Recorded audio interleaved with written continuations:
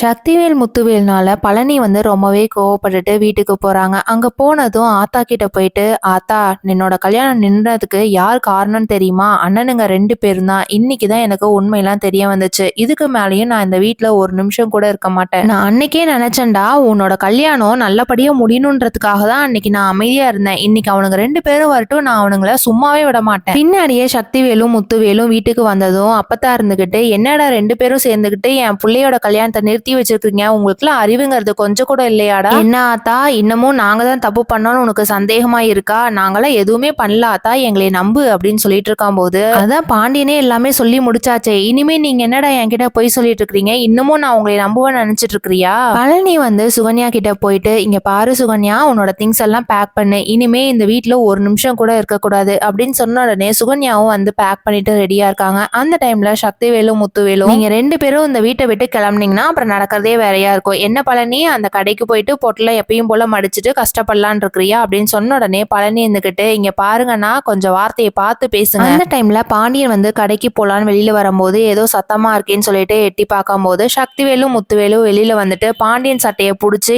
என்னடா உன்னாலதான் இங்க பிரச்சனையே நடந்துட்டு இருக்கு. பாண்டியன் பசங்க 3 பேருமே வந்து இது இப்படியே விட்டோம்னா இந்த பிரச்சனை முடியாது போல, நம்ம போலீஸ் கம்ப்ளைண்ட் பண்ணிடலாம்னு சொன்ன உடனே போலீஸும் வந்துடுறாங்க. என்ன நடக்க போகுதுங்கிறத வெயிட் பண்ணி பார்க்கலாம். தேங்க்யூ.